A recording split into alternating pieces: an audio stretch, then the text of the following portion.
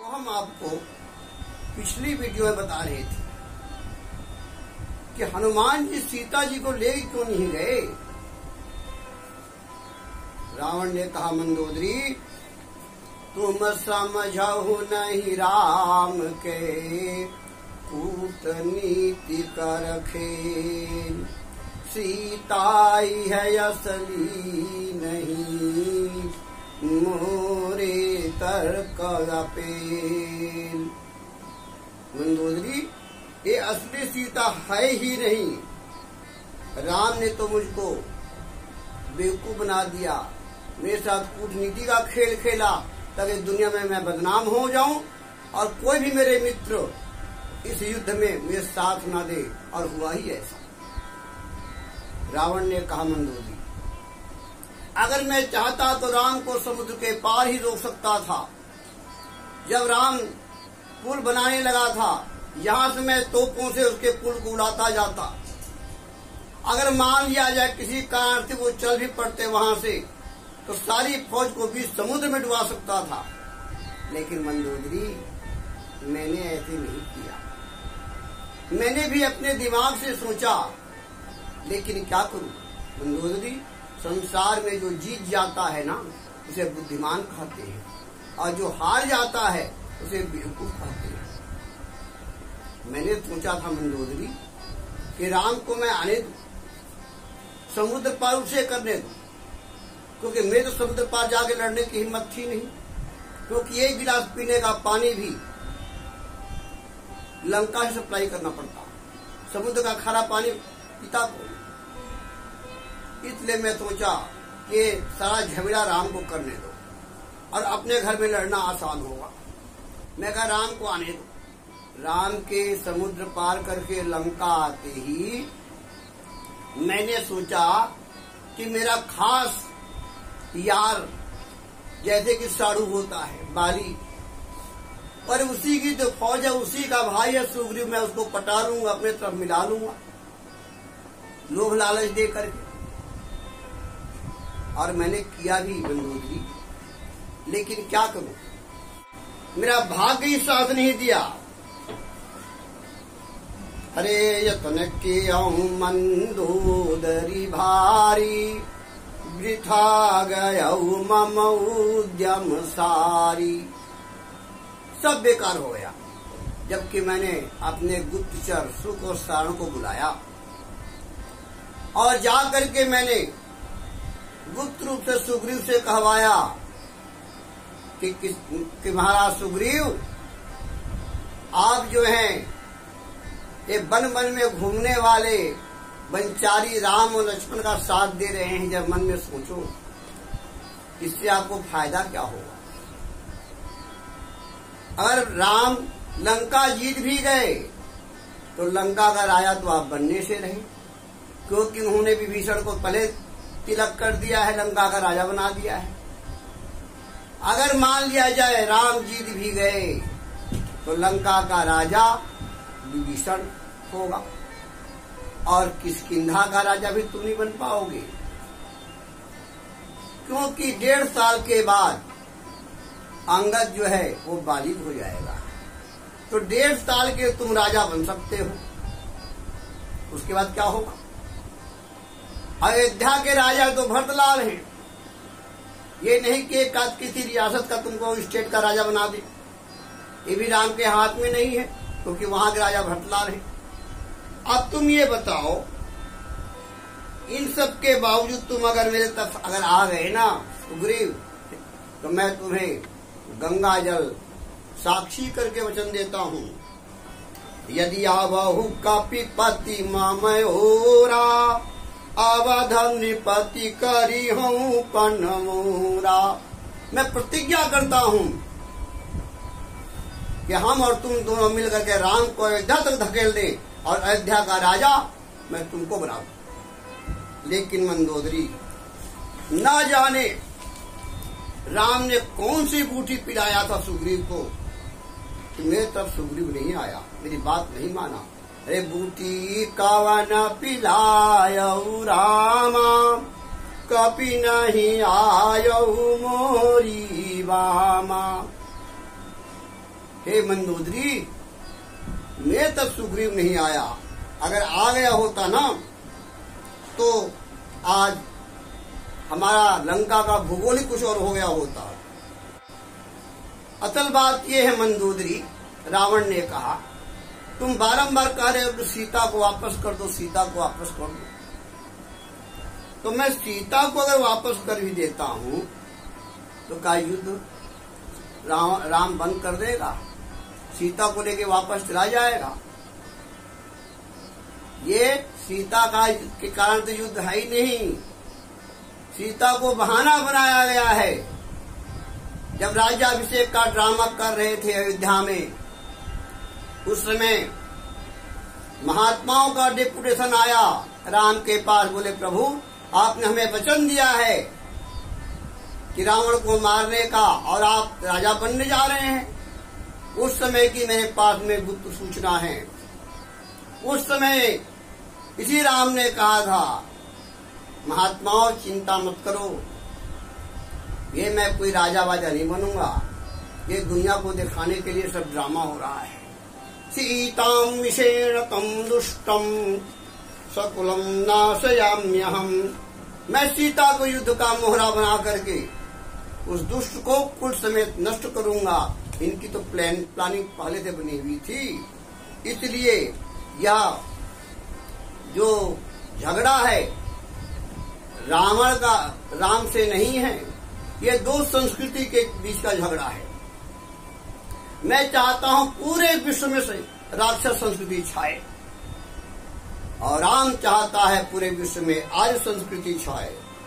निर्णय करिहै युद्ध यह भूपै के ही कर राज। आर्य संस्कृति छाही जगह या पुनि राक्षस राज। मंदोदरी, ये सीता के कारण झगड़ा नहीं है, ना राम के साथ में मेरा कोई झगड़ा है। ये दो संस्कृतियों का झगड़ा है। तो मेरे भाइयों, रामायण में ये सब बातें विचारणीय हैं। जो आज हम राम कथा सुन रहे हैं, जो रामायण हम देख रहे हैं, इनमें इन बातों की चर्चा क्यों नहीं की जाती? इनकी भी चर्चा होना चाहिए। रामायण में आपने कहीं विचार किया? कितने आश्चर्य की बात है कि वनवास प्रभु राम को हुआ था। अब प्रभु राम को किसने आज्ञा दिया, नहीं दिया, ये तो आप जानिए। कहते हैं कि पिता दीन मोहि कानन राजू, कि पिताजी ने मुझे जंगल क्या क्या दिया। लेकिन हम पिताजी के पास पहुंचे तो क्या देखा हमने? बेचारे पिताजी तड़प रहे हैं मछली की तरह, और तड़पते हुए कह रहे हैं, राम मैं तुम्हारे पिता कहाने की योग्य नहीं हूं। एक औरत के चक्कर में पड़ करके मैं तुम्हारे कानूनी अधिकार पर कुठाराघात कर रहा हूं राम। इसलिए मेरी आज्ञा है कि मुझे पकड़ करके तुम जेल में बंद कर दो और बाई फोर्स राजा बन के बैठ जाओ। कहाँ गई पिता की आज्ञा? क्या रहस्य इसके पीछे? क्यों नहीं माने भगवान राम पिता की आज्ञा? चलो मान लेते हैं कि कई के द्वारा इनडायरेक्ट तरीके से कि तुम्हारे पिताजी इसलिए परेशान दुखी हैं, तुमसे कह नहीं पा रहे हैं ममतावश, तुम चाहो तो इनके समस्या का हल निकाल सकते हो, कर सकते हो, इत्यादि। भगवान राम इनडायरेक्ट तरीके से दिए हुए आज्ञा का पालन करने के लिए जंगल चले गए। लेकिन मैं पूछता हूं आप लोगों से कि जहां पर राम को अगर बन जाने की आज्ञा रही थी इनडायरेक्ट, तो सीता जी क्यों गई? कहते हैं पतिव्रता धर्म है कि मैं आपके बिना जी नहीं पाऊंगी। अरे भगवान राम ने अभी तो आज्ञा दिया सीता को कि सीते, पतिव्रता का मतलब ये नहीं है कि पत्नी जो है पति के गले की ढोल बनती फिरे। मेरे बूढ़े माता पिता हैं, क्या उनकी सेवा करना तुम्हारा धर्म नहीं है? भगवान राम ने कहा मेरे स्ट्रिक्ट ऑर्डर है कि आय सुमोर सासु सेवकाई सब विधि भामिनी भवन भलाई।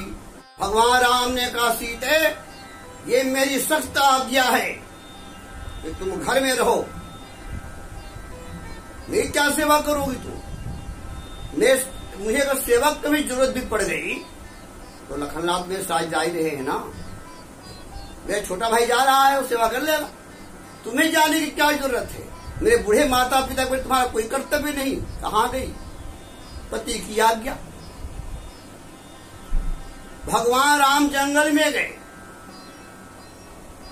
सीता जी भी पीछे पीछे। क्यों? बहुत प्रेम करते हैं, ठीक है मान ली। लक्ष्मण जी क्यों गए? लक्ष्मण जी बिना उनके रह सकते नहीं, वो चले गए। तो दशरथ जी क्यों नहीं चले गए? वो राम के वियोग में प्राण क्यों त्याग दिए? दशरथ जी महाराज भरतलाल को बुलाते और अयोध्या का राजा बना देते, लेके के अब तुम्हारा राजा भरत बन गया, अब अपने भरत को संभाल, अपने राज को संभाल, मैं चला। और राम के साथ में जंगल चले जाते कि चौथे पन जावहि नृप कानन। बूढ़े हो चुके थे, संन्यास लेने की उम्र हो चुकी थी, जाते जंगल में भगवान का भजन करते, अपना पद सुधारते। लेकिन ऐसा क्यों नहीं हुआ? दशरथ जी क्यों नहीं गए और राम के वियोग में तरफ तरफ के मर क्यों गए? रामायण में सब विचारणीय विषय है, इसकी व्याख्या हम आगे करेंगे। अभी आपको हम केवल आपके दिमाग में रामायण के विषय में वो प्रश्न डाल रहे हैं जिसकी व्याख्या कोई विद्वान करते नहीं, पता नहीं क्यों नहीं करते, क्योंकि दिमाग में प्रश्न आते ही नहीं। और हमने अपनी इस रामायण में इन सभी प्रसंगों की व्याख्या किया हुआ है। ये बताइए, भगवान राम का जिस समय अभिषेक होना था प्रातः काल, उसी दिन उनको जंगल जाना पड़ गया। वशिष्ठ जी महाराज प्रधानमंत्री थे अयोध्या के, क्या उनके अंदर में इतनी पावर नहीं? वो कई कह देते कई वहां पर कोई दफ्तर नहीं खुला है कि आज ही हाजी लगाना बहुत जरूरी है। एक दो दिन बाद राम चल देंगे अपना जंगल, रुक जाओ, अब मैं भैया भरतलाल को इनके बुला देता हूँ और भगवान राम राजा बना करके भरतलाल को फिर चल पड़ेंगे। ये कह के कई को मना लेते, उधर भरतलाल को बुला लेते, भरतलाल अपनी माँ को समझा देते, रामायण यहीं पर खत्म हो जाता। क्यों नहीं किया वशिष्ठ जी महाराज ने ऐसा? रामायण भी ये सब विचारणीय विषय है। पिताजी का देहांत हो गया और भगवान राम कहाँ बैठे हैं? चित्रकूट में। आपने कभी सोचा कि भगवान राम ज्यादा दूर नहीं बैठे हैं, चित्रकूट में बैठे हैं। और हिंदू धर्म के अनुसार पिता की जो भी क्रिया है, दाह संस्कार है, बड़ा पुत्र करता है, अग्नि संस्कार जो होता है। लेकिन भगवान राम को सूचना तक नहीं दिया गया। क्यों नहीं बुलाया गया? इतने दूर बैठे हुए भरतलाल को बुलाने के लिए भेजा गया, और वो भी झूठी ट्रेनिंग दे करके प्रधानमंत्री के द्वारा कि सुमंत्र वहां जाना तुम और पूछे कि पिताजी ठीक है? कहा बहुत बढ़िया, वो लोग खेल रहे थे। और भाई साहब वो भी बहुत अच्छे हैं, बड़े खुश हैं। सबके कुशलता के बारे में कहना, ये घटना को बिल्कुल मत बताना। ये ट्रेनिंग दे के स्पेशल भेजा गया। कहाँ? अयोध्या से कश्मीर, वहां पर भरतलाल को बुलाने के लिए भेज सकते हैं, लेकिन पिता के संस्कार करने के लिए चित्रकूट में बैठे हुए राम को क्यों नहीं बुलाया गया? रामायण में यह सब विचारणीय वस्तु है। लेकिन जनक जी को क्यों नहीं बुलाया गया? उनकी बिटिया जो महारानी बन रही है, और जनक जी को सूचना तक नहीं दिया गया। क्यों नहीं दिया गया?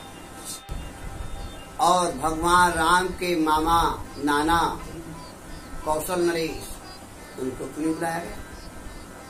इतना बड़ा भारी कार्यक्रम कि भगवान राम राजा बनने जा रहे हैं और अपने खास खास लोगों को बुलाए नहीं। इसके पीछे क्या रहस्य है? जब गुरुदेव ने कहा कि राम करहु सब अब संयम आजू, यही विधि सकल समारे काजू। कल आपका भी शोक होगा अगर भगवान की शिक्षा अच्छी रही तो।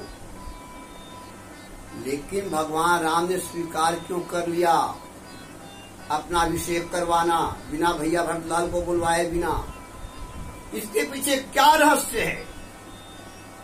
इन तमाम प्रकार के रहस्यों के बारे में हम आपको अपने अगली वीडियो में बताएंगे। जय श्री राम।